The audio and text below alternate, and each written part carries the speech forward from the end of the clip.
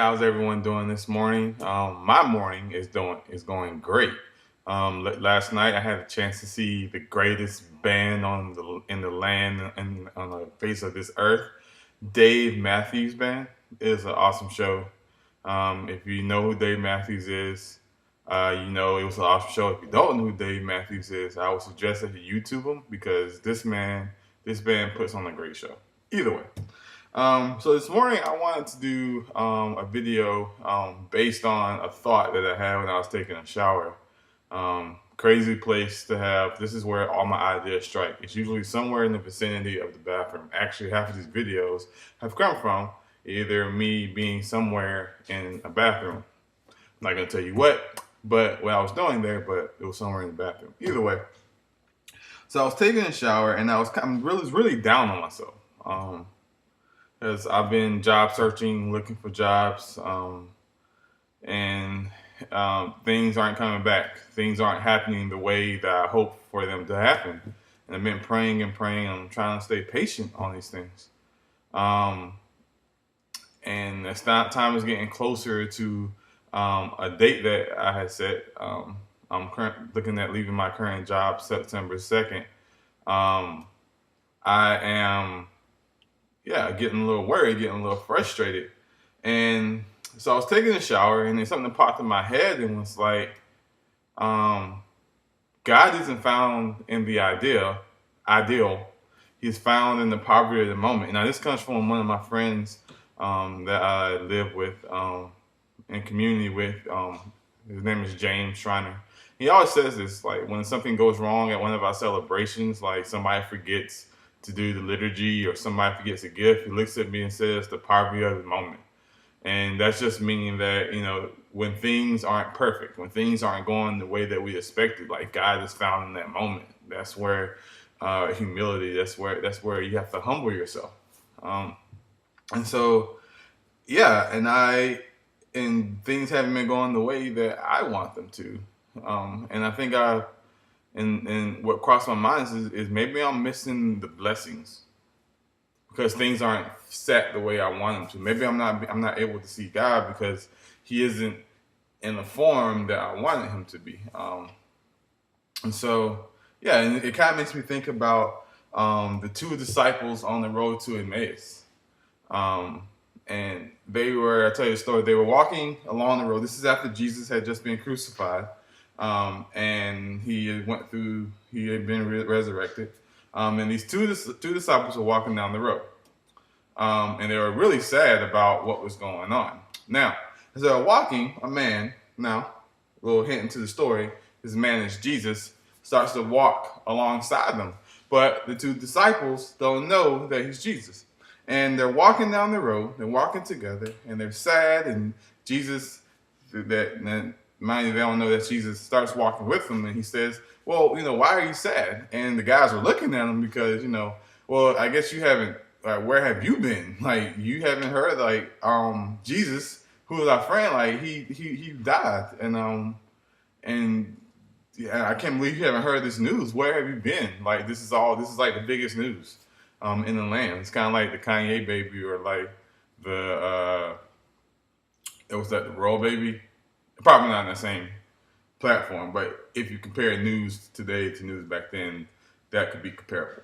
Either way, it was the big news, and they were trying to figure out why this man didn't know about it. And so Jesus, playing trick on him, starts to walk alongside them and ask him what's going on. And they start talking, and then Jesus starts to talk to them about scripture and things like that, and tells them like, well, weren't these things to come to pass that this man would die? And so they're walking, and they get to a place, and Jesus starts walking ahead, and two men stop him. Now they still don't realize that he's Jesus. They stop him and say, "Come on, it's getting dark, it's getting late. How about you come into the room and you have a meal with us?" So they go into their house, and they have a meal, and they sit down, and they still don't recognize that the man that's with them is the man that they're sad about, that their friend that they lost, and they're sad, and they still don't really recognize that it's Jesus. Now they're sitting there, and they have bread, and they give the bread to Jesus, And Jesus breaks the bread and hands it to the two men, the two disciples. And once Jesus does this, they realize who he is. They realize that that's Jesus that was sitting next to him. And they're like, oh, snap, that's Jesus. That's our dude. That's our man's. And they turn around and poof, he's gone. Now, this is the greatest. There's been moments where I've looked at the Bible and Jesus has been like, I like to call the ultimate G. Because he plays these tricks on people. And you can put all the divine stuff into it. But I think sometimes Jesus is like having fun with people, like messing with Peter walking on water.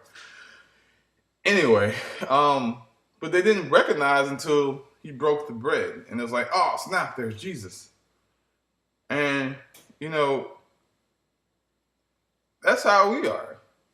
That's how I am. I'm not going to put on everybody else, but that's how I am.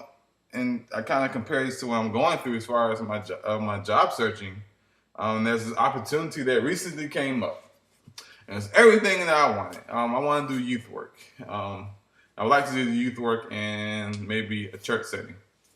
And this opportunity comes up for me, and I'm like, all right, boom. God, you give me everything you want. And this is what I want. And I can't believe you gave it to me. And boom, all right, this is my thing. And then I realized that the job doesn't pay. They can't afford. They can't afford to pay me anything. They can't afford to pay. They can't afford to pay any benefits. I don't get any money. Be pretty much on a totally volunteer basis. And so I'm sitting there like, oh man, that's a failure. That's something like I thought. God, I prayed for this, and you didn't give it to me in the way that you wanted. That you said you were going to give it to me. So I guess this is a failure. This is something else. And then when I was in the shower the other day, I was like, maybe I've been missing the blessing. Maybe I've been missing Jesus in that moment. I've been missing God in that moment. Like that, like this, it didn't work out the way that I had in my mind that to work out. But maybe God is saying, here, this is how I'm going to give it to you. And it sucks, like, because I need a job that pays, but this is everything that I want. And God's just wrapping up in the pretty little bow, and I'm just passing along with it. We walk around every day looking for something better and looking for something that's going to make our lives better. We're praying to God to make this the way we want it to. And then when it finally is given to us, then we say, well, we didn't want it that way. The two men walking down the road to Emmaus missed their friend. They were sad about Jesus, and Jesus was right in front of them the whole time. We walk around sad. We walk around saying, God, oh why did you do this to me? Why did you take it? You sound like Job in the Bible. And we miss that God is right there in front of us, walking with us. He's already given us everything that we needed. Maybe not in the way that we expected to get it, but it's there.